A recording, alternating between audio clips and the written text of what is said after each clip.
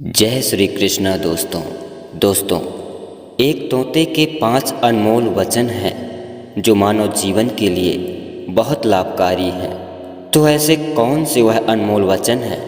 आइए एक बहुत ही ज्ञानवर्धक कहानी से समझते हैं। कृपया कहानी को आप पूरा सुनिएगा, तभी आप समझ पाएंगे।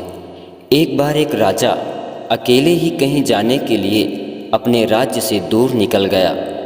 वह राजा कुछ समय बाद डाकुओं की बस्ती में पहुंच गया। तब एक डाकू के द्वार पर पिंजरे में बंद तोता चिल्ला चिल्ला कर जोर जोर से कहने लगा, दौड़ो दौड़ो, पकड़ो पकड़ो, इसे पकड़कर मार डालो, इसके गहने आभूषण छीन लो, इसके घोड़े को भी छीन लो, इसे लूट लो।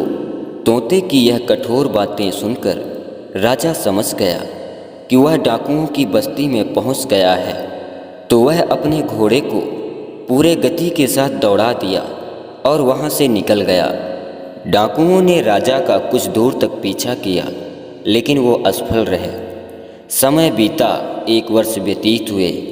कोई आवश्यक कार्य के कारण राजा 1 वर्ष बाद पुनः अकेले ही अपने घोड़े पर सवार होकर राजा अपने राज्य से दूर पहुंच गया।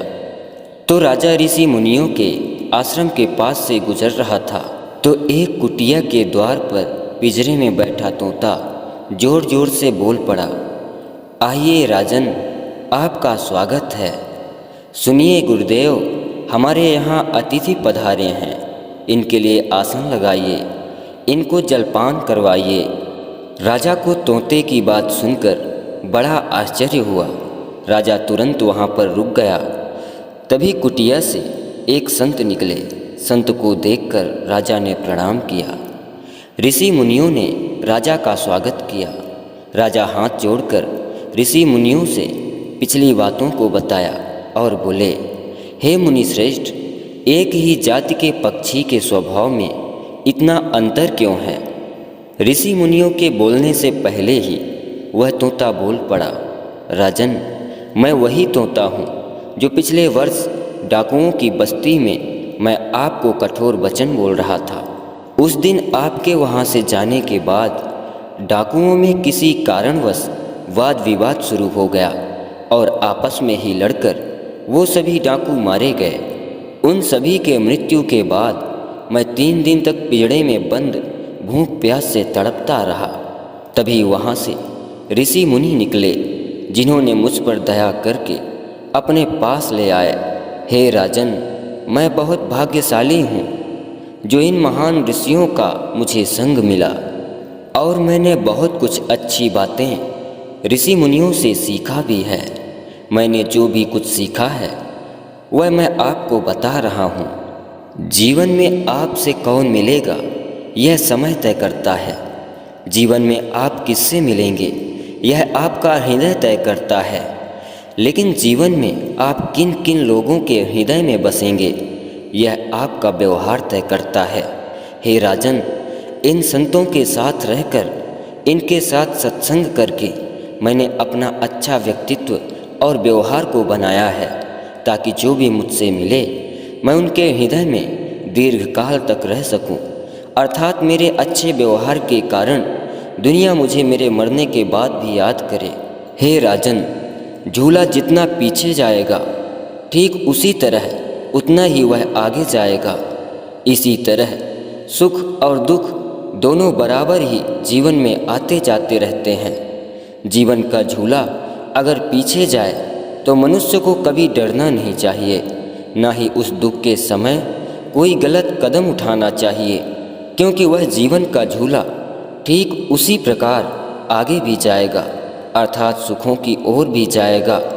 मनुष्य को धैर्य रखना आवश्यक है। राजन, तीसरी बड़ी बात जो मैंने साधु संतों के सत्संग से सीखा वह ऐसा है कि यह महत्व नहीं रखता कि हमारा अतीत कितना कठिन था। हम फिर से शुरुआत करें और जीवन को सुधारने की कोशिश करें, सब कुछ अच्छा होगा। हे राजन, चौथी बड़ी सीख यह है कि कभी किसी अच्छे व्यक्ति से कोई भूल भी हो जाए तो सहन कर लेना चाहिए, क्योंकि हे राजन, मोती अगर कभी भी कुएं में भी गिर जाए तो भी उसकी कीमत कम नहीं होती। हे राजा, कभी दूसरों के लिए अपनी खुशी को छोड़कर तो देखो। आने वाली खुशी का मूल ब्याज सहित होकर दोगुना से भी ज़्यादा मिलता है। मैं जब डाकुओं की बस्ती में था तब मेरी खुशी अन्यायपूर्ण बात करने में थी। उस समय मैं सिर्फ अपने बारे में ही सोचता था, लेकिन साधु संतों के बीच आने पर उस खुशी को मैंने त्याग दिया और आज मैं दूसरों के लिए खुश रहता हूँ। इसलिए मैं पहले से कहीं ज़्यादा अपने अंदर खुशियों का अनुभव करता हूँ। हे राजन, यहाँ पर अपनी खुशी छोड़ने का मतलब यह है कि मनुष्य को परोपकार, दान, पुण्य, दया, धर्म, अच्छे कर्म करना चाहिए, मीठी वाणी बोलना चाहिए, जिससे मनुष्य को दोगुना होकर मिलता है, जो मनुष्य के लिए लोक परलोक में भी लाभकारी होता है। हे राजन, इसी प्रकार मैंने बहुत कुछ ऋषि मुनियों के बीच में रहकर सीखा।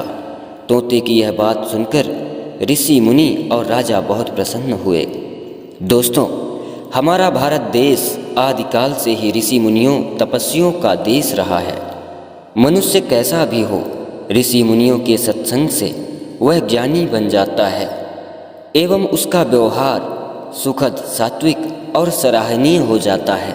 दोस्तों, हमारे शास्त्रों में कहा गया है, संसर्गजा दोष गुणा भवंती, जैसा संग वैसा रंग। दोस्तों, छोटा सा बच्चा जैसे जैसे ही बढ़ता जाता है वैसे ही उस पर माता पिता, बाल मित्रों का संग और आस पड़ोस के वातावरण का उसके जीवन में प्रभाव पड़ने लगता है। इसीलिए सर्वप्रथम माता पिता का यह कर्तव्य है कि माता पिता को ध्यान देना चाहिए कि वो बच्चे को शुरुआत से ही अच्छा संस्कार दें और बुरी संगत से बच्चों को दूर रखें, क्योंकि अगर आप संतान को अच्छा संस्कार देंगे तो आप उसी संतान से हमेशा सुख पाओगे। अगर आपने ध्यान नहीं दिया, आपकी संतान अगर बुरी संगति में पड़ गई तो आप जीवन पर्यंत उस संतान से दुख पाओगे। इसलिए बच्चों को अच्छा संस्कार दीजिए ताकि बुढ़ापे में वृद्धा आश्रम न जाना पड़े। धन्यवाद दोस्तों। जय श्री कृष्ण। राधे राधे।